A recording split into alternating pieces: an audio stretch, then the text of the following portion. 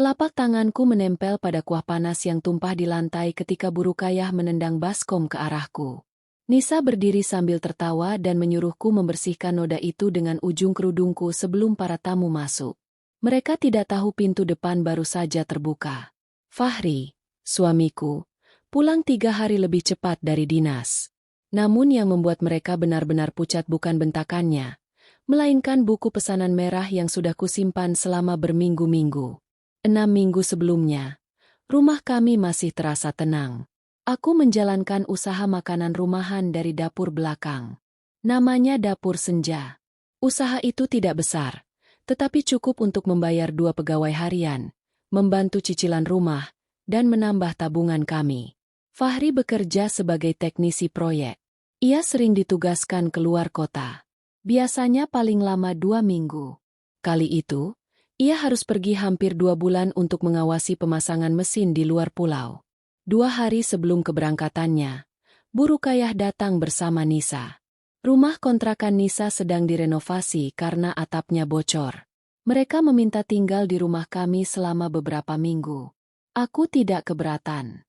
Aku bahkan menyiapkan kamar depan dan memindahkan meja jahitku ke gudang kecil. Anggap saja rumah sendiri, kataku saat menyerahkan kunci cadangan. Kalimat itu kemudian menjadi kesalahan yang terus dipakai untuk menekanku. Pada malam sebelum berangkat, Fahri memintaku bersabar. Ibu mudah tersinggung. Nisa juga sedang banyak masalah. Tolong jangan dibuat tegang, katanya. Aku menatapnya lama. Kalau mereka melewati batas, kamu akan percaya kepadaku. Fahri tersenyum kecil, seolah pertanyaanku terlalu berat untuk keadaan yang menurutnya sederhana. Tentu, tapi jangan sedikit-sedikit mengadu. Aku harus fokus di proyek. Jawabannya tidak membuatku tenang. Namun aku tetap mengantar Fahri ke bandara dengan bekal nasi dan lauk yang kumasak sendiri. 3 hari pertama berjalan biasa. Burukayah membantu menyapu teras. Nisa memotret makanan untuk media sosial. Ia bahkan menawarkan diri membalas pesan pelanggan. Masalah mulai muncul pada hari keempat. Nisa meminta kata sandi telepon usaha dan akses ke rekening pembayaran. Biar aku bantu urus pesanan. Kamu kan sibuk di dapur, katanya. Aku menolak dengan halus. Aku memberinya tugas mencatat nama pelanggan di buku pesanan merah.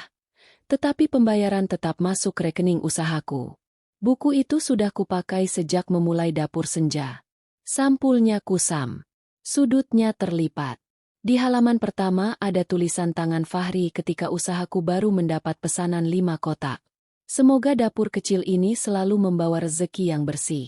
Aku menjaga buku itu seperti menjaga awal perjuanganku. Burukayah tidak suka melihatku menolak permintaan Nisa. Dia adik suamimu, bukan orang lain, katanya. Aku tahu, Bu. Tapi rekening usaha harus tetap satu pintu. Jadi kamu tidak percaya kepada keluarga? Aku tidak menjawab. Aku hanya membawa buku merah itu kembali ke dapur. Sejak saat itu, bantuan mereka berubah menjadi pengawasan. Burukayah mulai menentukan menu. Nisa mengubah harga tanpa bertanya. Mereka melarang 2 pegawai harianku datang dengan alasan rumah terlalu ramai. Buat apa bayar orang kalau kamu masih punya tangan? Kata Burukayah. Aku menjelaskan bahwa pesanan harus selesai tepat waktu. Ia malah menatapku seolah aku menantu yang malas. Pada akhir minggu pertama, tubuhku mulai terasa lelah. Aku memasak sejak sebelum subuh.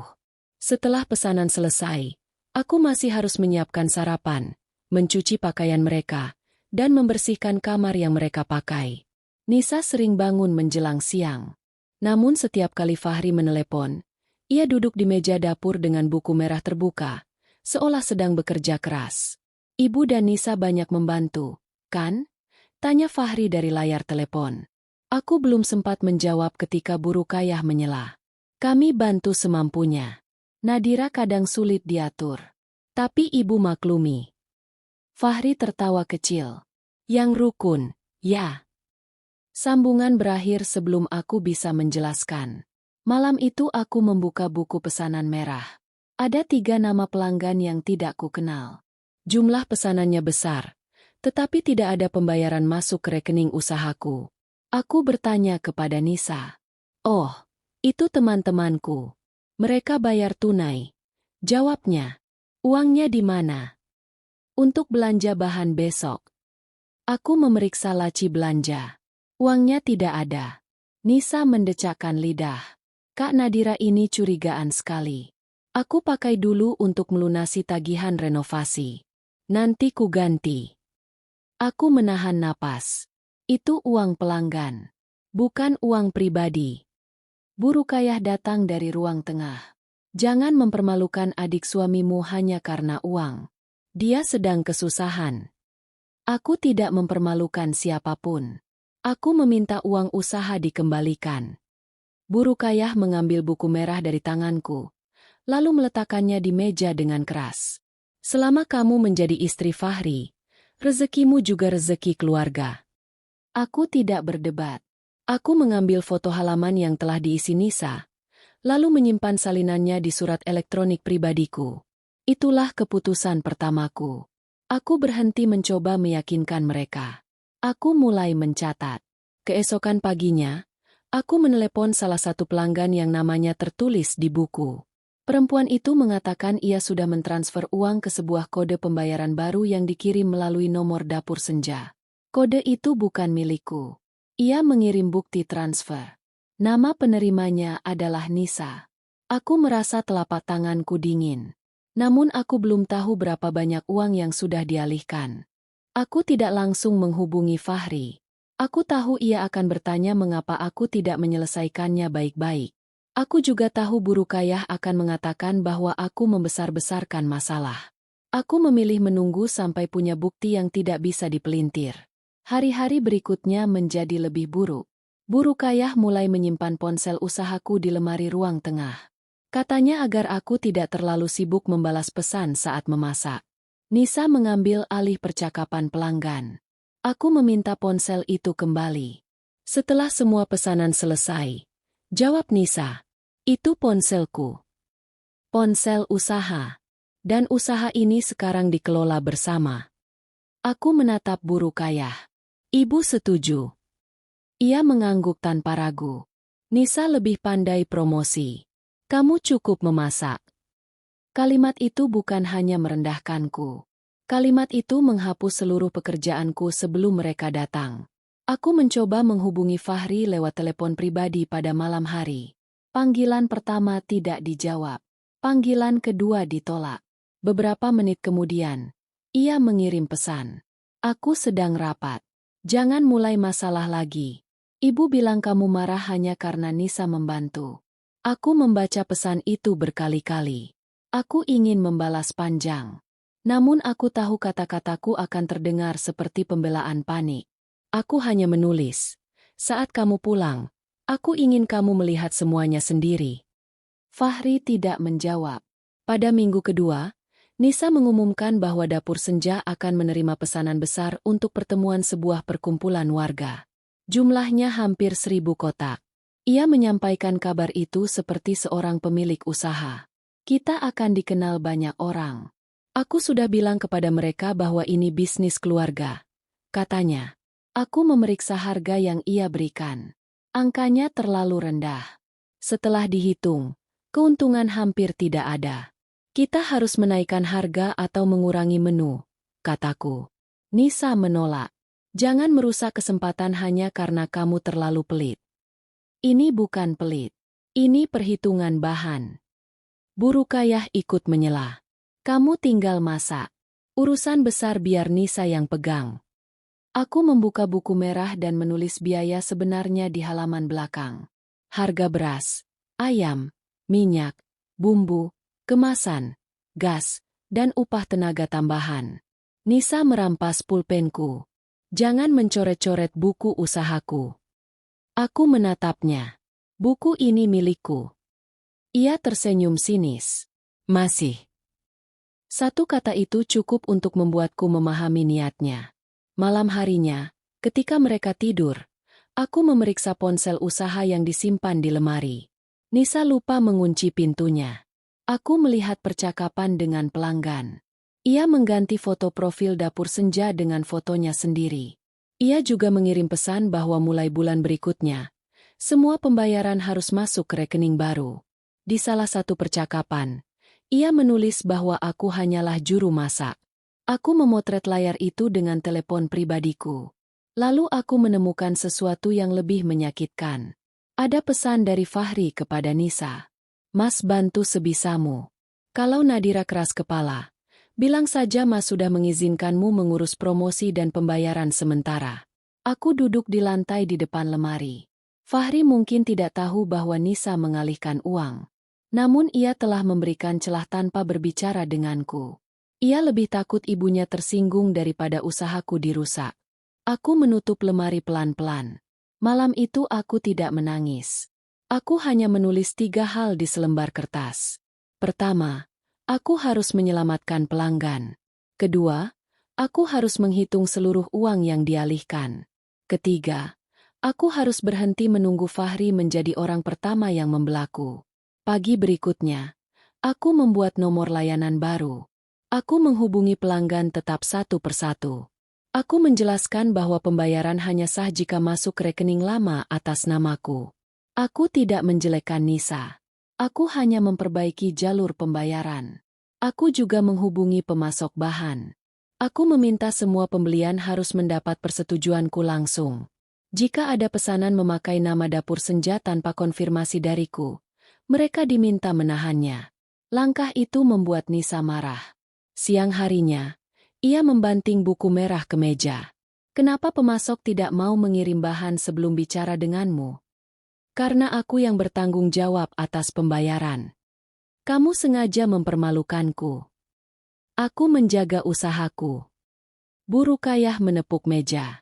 Berhenti menyebut semuanya milikmu. Fahri ikut membayar rumah ini. Berarti ibunya juga punya hak dihormati. Aku menghormati ibu. Tapi menghormati bukan berarti menyerahkan uang pelanggan. Wajah Bu Rukayah mengeras. Sejak hari itu, mereka tidak lagi berpura-pura baik. Makanan untukku mulai dipisahkan. Mereka makan lauk yang kubeli dari uang usaha, tetapi menyisakan nasi dingin untukku. Ketika aku memasak pesanan, Bu Rukayah berdiri di pintu dapur sambil mengkritik setiap gerakanku. Nisa memotretku saat berkeringat dan mengirimkannya ke grup keluarga dengan keterangan bahwa aku suka berpura-pura sibuk.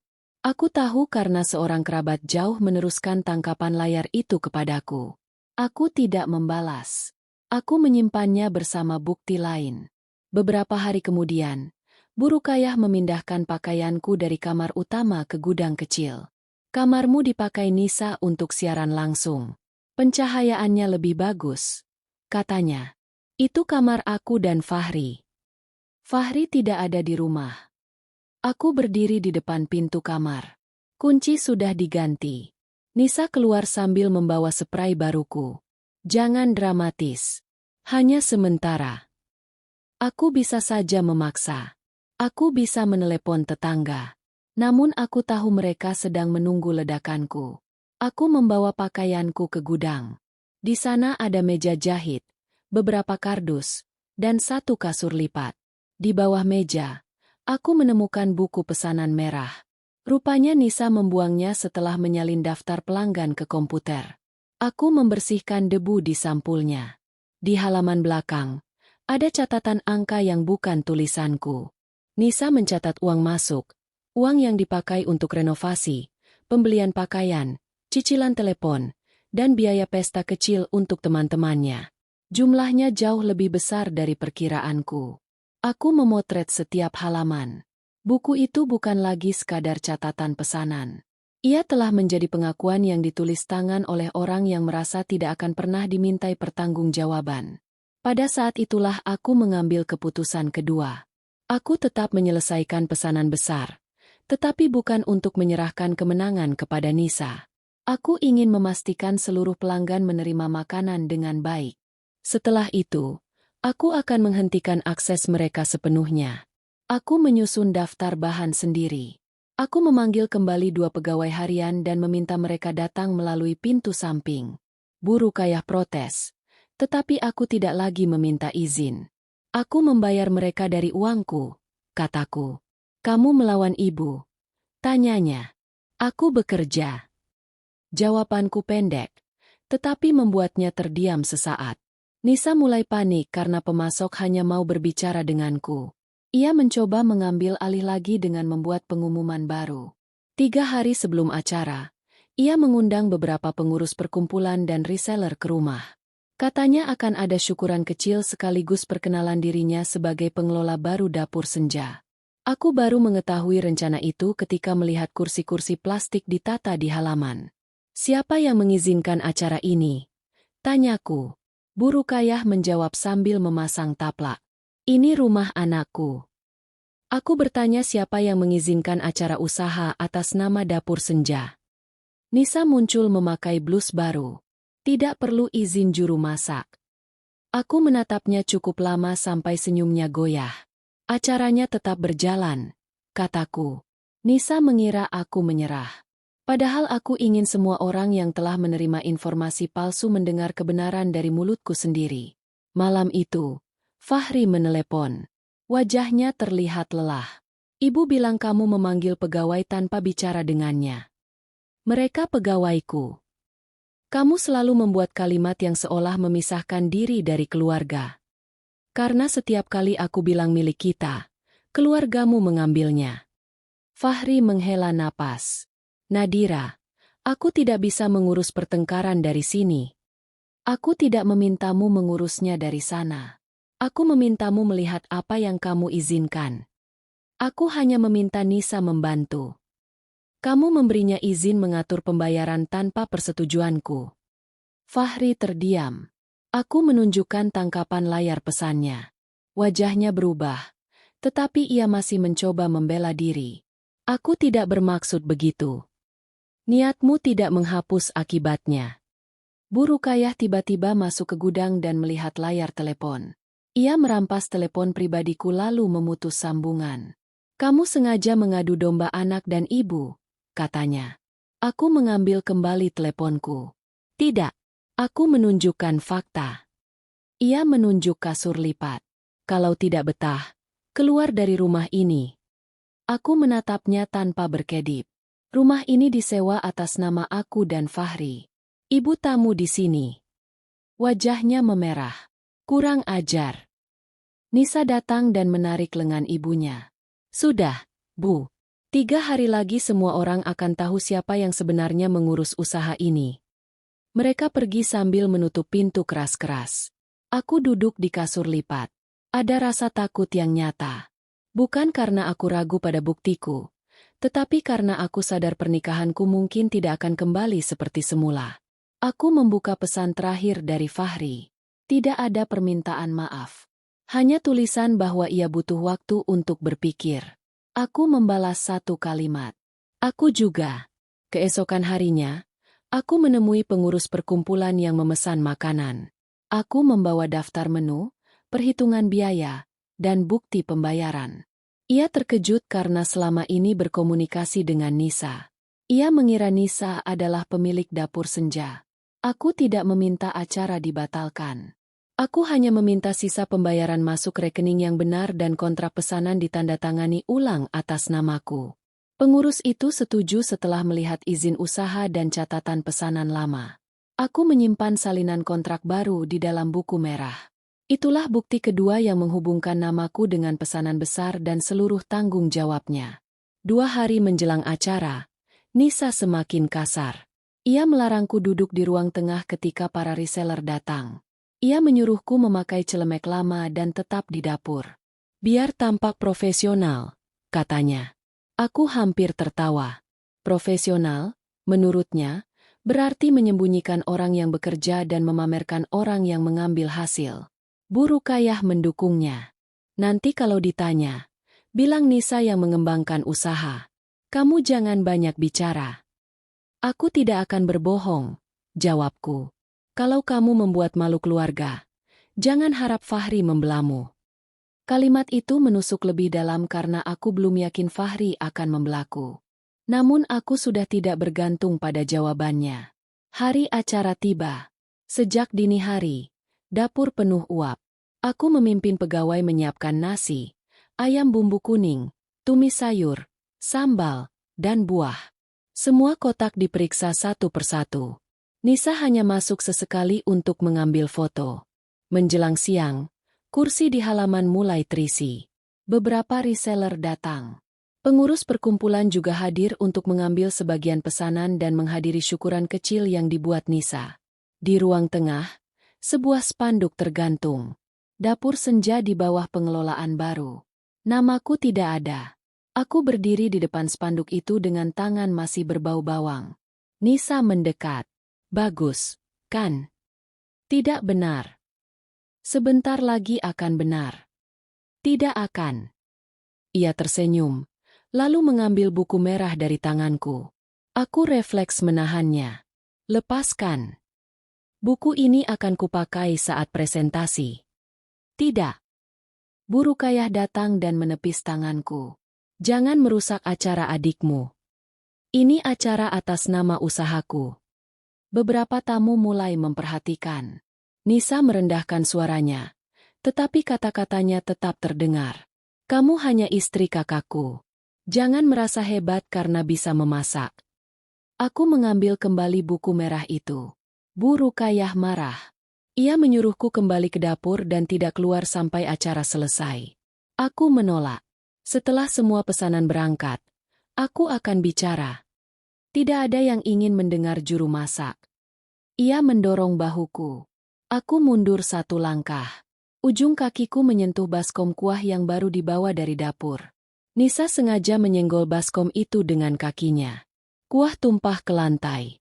Sebagian mengenai tanganku. Burukayah menatap noda itu, lalu berkata dengan suara cukup keras agar para tamu mendengar. Bersihkan.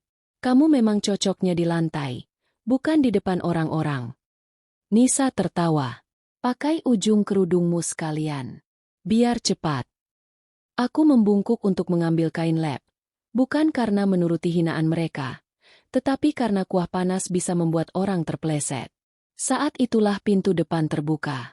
Fahri berdiri di ambang pintu dengan tas perjalanan masih di bahunya. Wajahnya pucat. Matanya berpindah dari tanganku yang memerah, ke baskom terbalik, lalu ke ibunya dan Nisa. Ruangan mendadak sunyi. Burukayah lebih dulu bersuara. Fahri, kamu pulang? Ini tidak seperti yang kamu lihat. Fahri meletakkan tasnya. Lalu seperti apa, Bu? Nisa mendekat dengan senyum gugup. Kak, kami sedang bercanda. Kak Nadira terlalu sensitif. Fahri tidak melihat Nisa. Ia menatapku. Kenapa kamu tidur di gudang? Aku terkejut. Rupanya ia melihat kasur lipat saat melewati pintu samping. Aku tidak menjawab. Aku membuka buku merah. Karena kamar kami dipakai Nisa. Karena ponsel usahaku disimpan. Karena uang pelanggan dialihkan. Karena setiap kali aku mencoba bicara, kamu meminta aku tidak membuat masalah. Beberapa tamu saling berbisik. Burukayah meraih lengan Fahri. Jangan percaya semua ucapannya. Ibu hanya mendidik istrimu supaya menghormati keluarga. Aku menatap para tamu, lalu menatap spanduk di dinding. Karena acara ini memakai nama usahaku, saya perlu meluruskan sesuatu. Nisa langsung memotong. Tidak perlu. Aku perlu. Aku mengeluarkan salinan kontrak dari dalam buku merah. Pesanan hari ini dibuat atas nama dapur senja. Izin usaha, rekening, tanggung jawab produksi, dan kontraknya atas namaku. Tidak pernah ada pengelolaan baru. Pengurus perkumpulan yang duduk di barisan depan mengangguk. Benar. Kontrak sudah diperbaiki kemarin. Penanggung jawabnya Ibu Nadira. Wajah Nisa kehilangan warna. Itulah pembalikan yang selama berminggu-minggu ia kira tidak akan pernah terjadi. Ia mencoba tertawa. Kontrak itu cuma kertas. Aku yang membawa pelanggan. Aku membuka halaman demi halaman buku merah. Kalau begitu, kita bicara tentang uang pelanggan yang kamu bawa. Aku menunjukkan catatan tulisan tangannya. Ada tanggal, jumlah pesanan, pembayaran masuk, dan pengeluaran pribadi. Nisa merebut buku itu, tetapi Fahri menahan tangannya. Jangan sentuh, katanya. Aku tidak merasa menang karena Fahri akhirnya berdiri di sisiku. Yang kurasakan justru sedih. Ia baru melihat kebenaran ketika penghinaan terjadi di depan matanya. Aku mengeluarkan bukti transfer dari teleponku. Pembayaran dialihkan ke rekening Nisa tanpa persetujuanku. Sebagian dipakai untuk renovasi, pakaian, cicilan telepon, dan acara pribadi. Bu Rukayah menggeleng cepat. Itu pinjaman keluarga. Tidak pernah ada izin meminjam. Kamu menantu. Harusnya membantu. Aku membantu saat diminta. Aku tidak menerima pencurian yang disebut bantuan.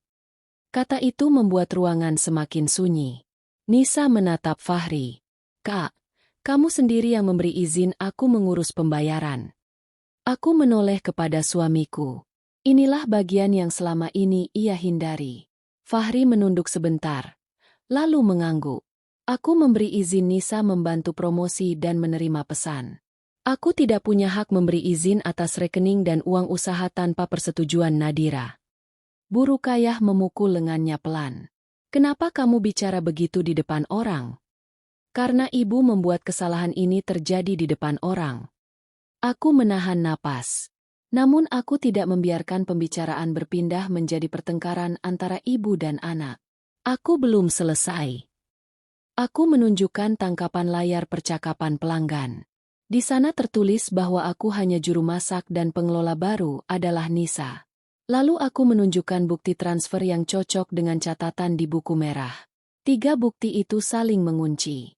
Nisa tidak bisa lagi menyebutnya salah paham. Ia mulai menangis. Aku cuma ingin punya kesempatan. Selama ini semua orang memuji usaha Kak Nadira. Aku juga ingin dianggap mampu. Aku mendengarnya. Untuk pertama kali, motif di balik tindakannya keluar. Namun iri tidak mengubah kerugian menjadi benar. Kamu bisa meminta kesempatan. Kamu memilih mengambil nama, uang, dan hak orang lain. Bu Rukayah berdiri di depan Nisa. Kalau ada yang salah, salahkan ibu. Nisa hanya mengikuti arahan. Aku menatapnya. Baik. Karena ibu mengaku mengarahkan, ibu juga akan ikut bertanggung jawab. Fahri terlihat hendak bicara, tetapi aku mengangkat tangan. Ini keputusan yang harus keluar dari mulutku. Mulai hari ini, Nisa tidak boleh memakai nama dapur senja, menghubungi pelanggan, memegang ponsel usaha, menerima pembayaran, atau membuat acara atas nama usahaku. Nisa menatapku tajam. Kamu tidak bisa mengusirku begitu saja. Aku tidak sedang mengusirmu dari usaha yang kamu bangun. Aku menghentikan aksesmu ke usaha yang kamu ambil. Aku melanjutkan. Uang pelanggan yang dipakai untuk kepentingan pribadi harus dikembalikan. Tidak sekaligus jika memang tidak mampu.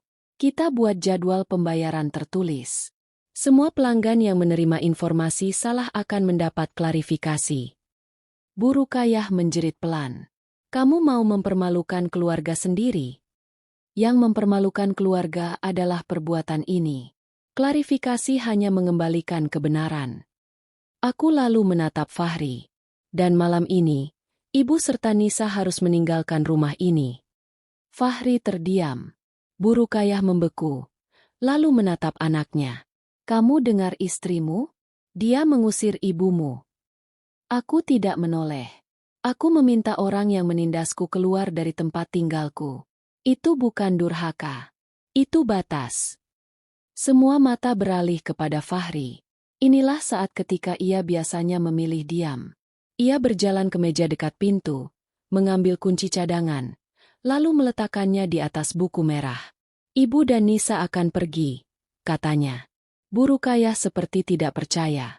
Kamu memilih istrimu daripada ibu yang melahirkanmu. Fahri menggeleng. Aku memilih menghentikan perbuatan yang salah. Seharusnya aku melakukannya sejak pertama Nadira bicara. Bu Rukayah menangis. Nisa ikut menangis. Namun tangisan mereka tidak lagi mampu menghapus apa yang baru saja dibuktikan. Para tamu tidak bertepuk tangan. Tidak ada sorak kemenangan. Yang ada hanya keheningan orang-orang yang baru menyadari bahwa keramahan yang mereka lihat selama ini berdiri di atas penindasan seseorang. Aku meminta pegawaiku melanjutkan pengiriman. Acara kecil itu dibubarkan. Spanduk diturunkan. Nisa berusaha membawa buku merah ke kamar, tetapi aku mengambilnya lebih dulu. Ini tetap di tanganku. Ia melemparkan celemek lama ke lantai. Ambil semuanya. Usaha, pelanggan, rumah, puas. Aku memungut celemek itu. Aku tidak mengambil milikmu. Aku mengambil kembali milikku. Hukuman utama tidak datang sebagai teriakan. Ia datang sebagai hilangnya akses yang selama ini mereka anggap hak. Nisa kehilangan kendali atas nama usaha dan harus mengembalikan uang yang dipakainya. Bu Rukayah kehilangan tempat tinggal yang ia jadikan alat untuk menekan menantunya. Keduanya jatuh bukan karena rencana balas dendamku, melainkan karena catatan dan keputusan mereka sendiri. Menjelang sore, barang-barang mereka dimasukkan ke mobil sewaan. Bu Rukayah masih mencoba membujuk Fahri. Ibu bisa berubah. Jangan lakukan ini di depan orang. Fahri menjawab pelan. Ibu tidak pergi karena orang melihat. Ibu pergi karena Nadira tidak aman selama ibu tinggal di sini. Bu Rukayah menatapku. Kalau suatu hari ibu sakit, apakah kamu akan melarang Fahri menolong? Aku tahu pertanyaan itu dibuat agar batas terlihat seperti kekejaman. Tidak, Bu. Kami tetap akan membantu sesuai kemampuan. Tetapi membantu tidak berarti ibu boleh kembali tinggal di sini dan mengulang hal yang sama. Ia pergi tanpa meminta maaf. Aku menerima bahwa tidak semua penyelesaian datang bersama penyesalan. Setelah pintu tertutup, Fahri menemukanku membersihkan sisa kuah di dapur. Biar aku, katanya.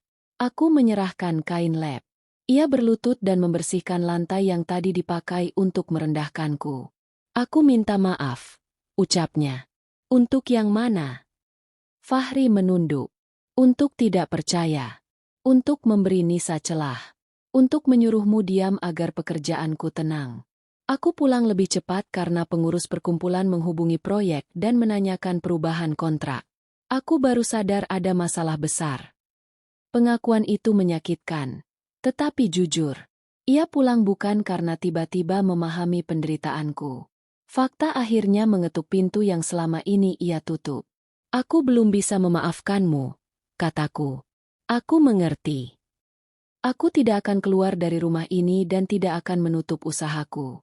Tetapi mulai malam ini, kita tidur terpisah. Kita akan membuat batas tertulis. Dan kamu tidak boleh diam-diam melunasi utang Nisa. Kenapa? Karena dia harus menanggung akibat pilihannya sendiri. Fahri menerima keputusanku tanpa menawar. 2 hari kemudian, kami mengadakan mediasi di rumah. Pengurus lingkungan dan perwakilan perkumpulan hadir sebagai saksi. Mereka tidak mencampuri pernikahan kami. Mereka hanya memastikan urusan usaha, akses, dan pengembalian uang diselesaikan dengan jelas. Di atas meja terletak buku pesanan merah, bukti transfer, serta surat kesepakatan.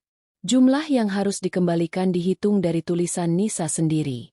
Aku memberi pilihan cicilan agar kewajiban itu mungkin dijalankan. Nisa membaca surat tersebut dengan tangan gemetar. Kalau aku menandatangani ini, berarti aku mengaku mencuri. Kamu mengaku memakai uang usaha tanpa izin dan bersedia mengembalikannya. Bu Rukayah menyela. Tidak bisakah ini diselesaikan sebagai keluarga? Ini sedang diselesaikan sebagai keluarga. Tanpa polisi, tanpa penghinaan di media sosial, dan tanpa tuntutan di luar kemampuan. Nisa akhirnya menandatangani jadwal pembayaran. Ia juga menyatakan tidak lagi mewakili dapur senja. Bu Rukayah menyerahkan kunci rumah, lalu berkata, "Kamu sudah membuat anakku berubah." Aku menjawab tenang. Saya hanya berhenti membiarkan diri saya diperlakukan seolah tidak punya hak. Fahri menatap ibunya. Nadira tidak membuatku berubah. Kesalahanku sendiri yang memaksaku melihat siapa diriku selama ini. Mediasi selesai tanpa pelukan dan tanpa air mata haru.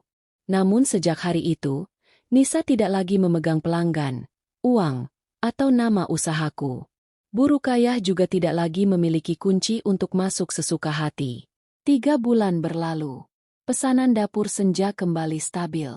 2 pegawai harianku bekerja seperti biasa. Nisa mulai membayar cicilan pertama dan bekerja di sebuah toko kue.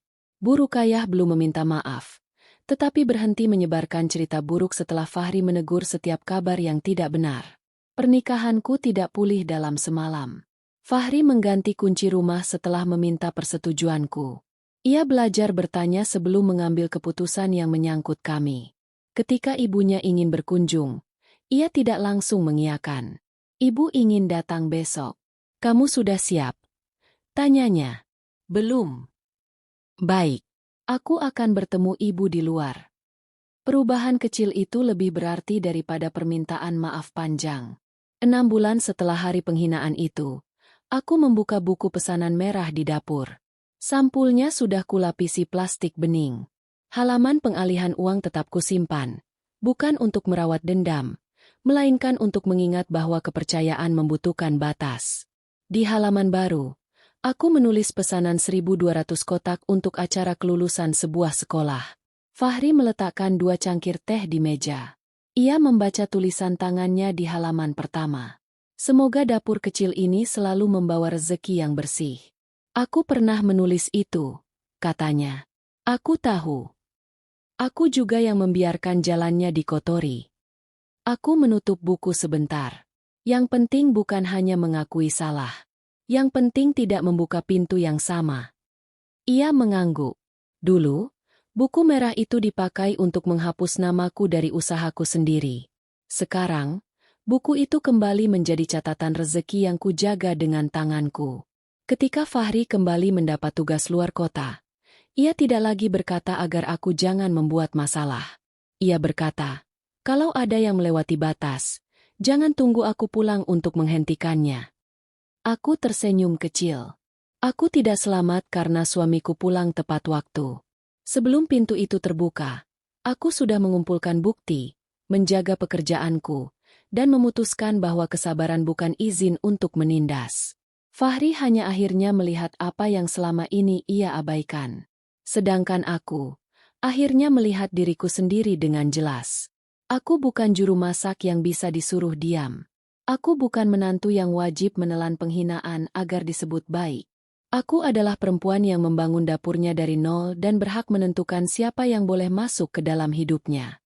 Buku pesanan merah itu tetap berada di rak paling dekat dengan kompor. Setiap kali kubuka, aku tidak lagi mengingat kuah panas di lantai. Aku mengingat saat aku berdiri, mengambil kembali namaku, dan menutup pintu bagi siapapun yang mengira kesabaranku adalah kelemahan.